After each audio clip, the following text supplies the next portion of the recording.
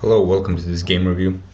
We'll have a look at this game where White played a bit passively for the whole game basically and missed a tactic, after which he was left a pawn down, after which he could still fight on, of course. The one pawn is never really gonna lose you the game, but the only way to fight on in such cases is to play actively, which White did not do. So let's take a look. So it started as an Alpine defense, and White played this very strange move, bishop c4, and this wasn't the last time White made this mistake. It looks like White is developing with tempo, but in reality he will lose a move because the knight will attack the bishop, which has just attacked the knight. Surprisingly, this isn't the last time in this game that this has happened. The normal moves are like d4 or c4, just take the center, develop properly, castle your king, take more of the center.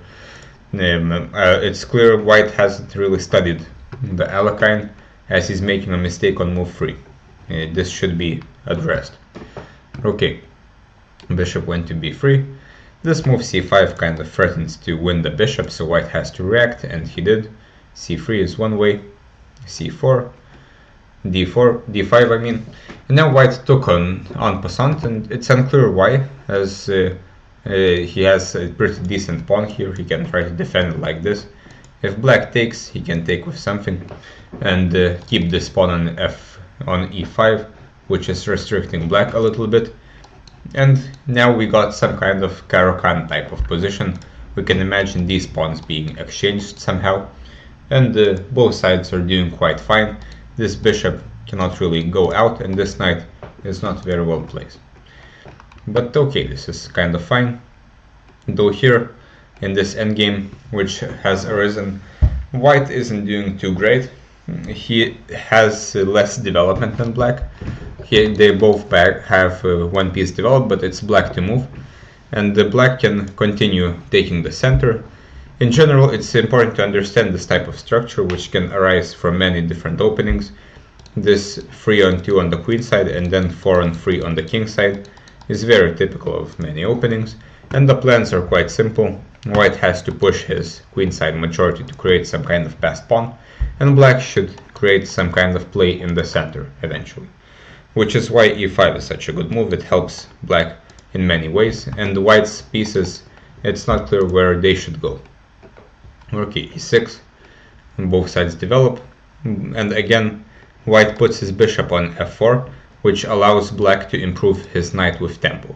Again, we should be wary of such things. We should just develop a knight instead, not allow black to improve his position with tempo. Okay, and some development happens. Knight e7, rook e1. This is kind of a useless move. It's unclear why the rook would be useful on d1. On e1 I mean. The d file is open, and the other rook can be left on the queen side for the eventual expansion. But okay, rook e1 and then here. And this is also interesting why the bishop would again go to c4. It has nothing to do here. The e6 square will never become weak, and White is just not allowing himself to push the c-pawn eventually. And this kind of shows that White doesn't know the general nature of the position. He probably doesn't understand that he should push the queen side, and he shouldn't block his own queen side pawns.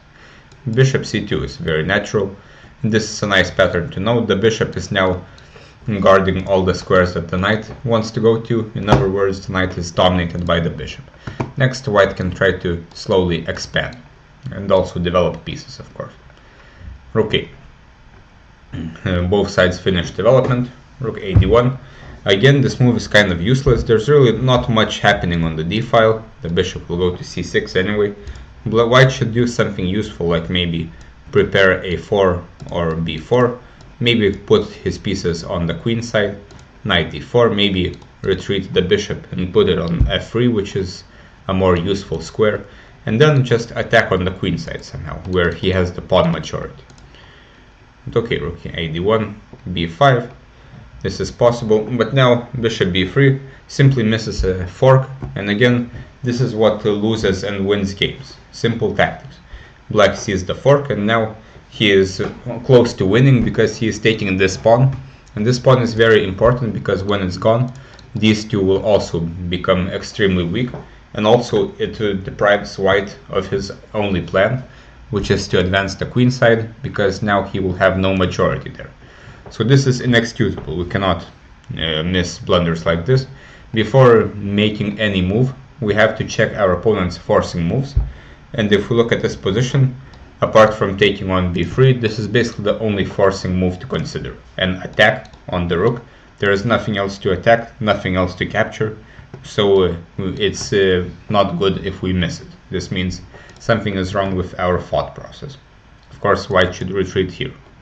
Also, it doesn't make sense to give up the bishop anyway. And again, this bishop on this diagonal is not doing anything. It's unclear why it came to c4 in the first place. Probably what a grandmaster would play is to put the bishop on f1 to not block the rook as well. And then go from there, probably develop pieces towards the queen side. Okay, now white has to find a way to survive.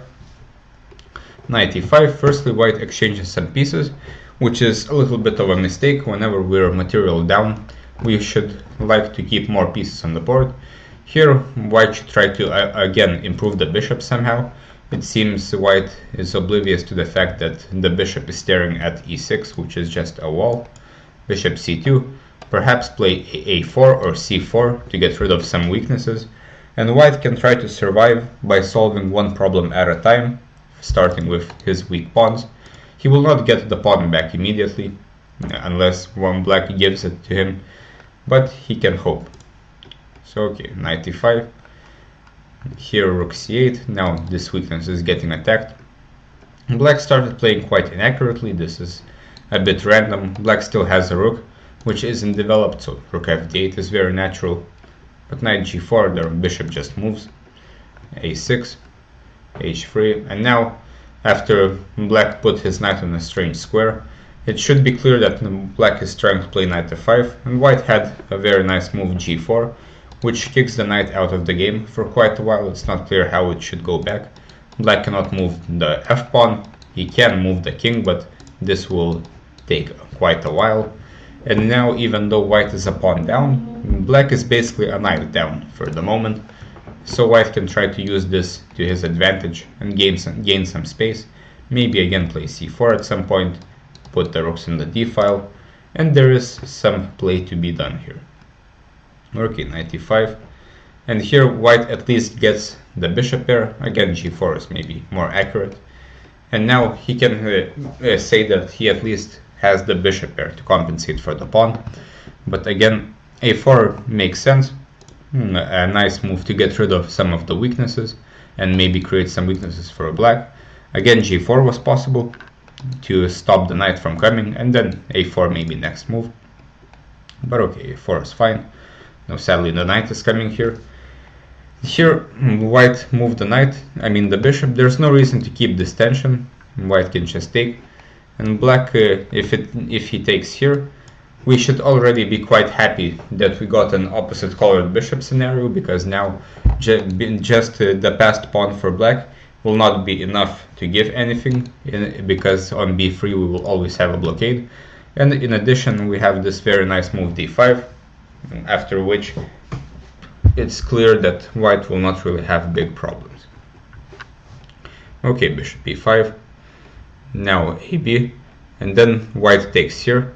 And again, this doesn't make any sense, because this tension clearly favors white. Black shouldn't really want to take here, because then the rook will arrive attacking this weakness. So instead, white should do something useful for his position. Maybe again finally try to improve this bishop, which has been staring at e6 for the whole game, with bishop c2. Maybe put it on d3 to actually attack anything. Now the threat is to take here and try to get an equal rook endgame. And for example, something like this. This should be possible to hold for white. These pawns will likely get exchanged, and with 4 and 3 on one side, white will have to defend for a while if black plays well, but it should be holdable. Though here, at this point, the knight arrives at d6, which is a very nice square. This is not really a weakness, white cannot attack it anymore, and black's rooks will take this c3 pawn. A few moves later, black offered white the chance to go for a rook endgame, and white should have taken this chance. As a rule, if we're getting squeezed and we know that we're basically lost, we should enter a rook endgame if possible. Even if we're a pawn down, rook endgames are notoriously drawn, and if we play actively, we should be able to draw this. There is some variation that was commented here. Firstly, if black takes with the rook, I think this is a very easy, well, not draw, but equalizing position. Simply move the rook somewhere. Now black cannot take because of checkmate there. Black can try to play here, but then rook d1 threatens checkmate, and we're out of this pin. So this is kind of a tactical point, which is important, because if this isn't the case, then b4 would win the game for black.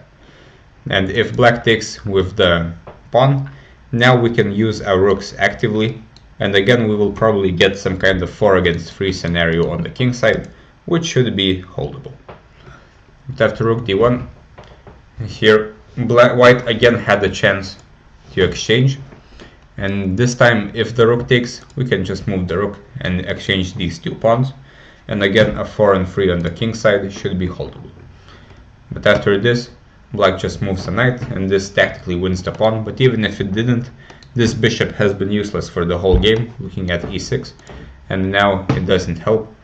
And at this point the position is winning, and black gets to exchange to a rook endgame with 2 pawns up, and this should be a pretty easy technical job, though white could still try to hold, but as usual his only chance is to try to look for activity, which he doesn't, with rook a3, and put the rook maybe on a7, on b7, and this would be quite annoying for black, and black would still have to play well to win this game.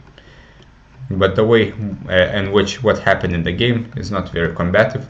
White kind of did nothing, so waited for black to improve his position with the king, and now he played rook a2, but it's a bit too late. There was no reason to, so to say, waste time with f4 and rook a2. And at this point white is down a lot of pawns, and the rest of the game wasn't very necessary. Black went on to win quite simply.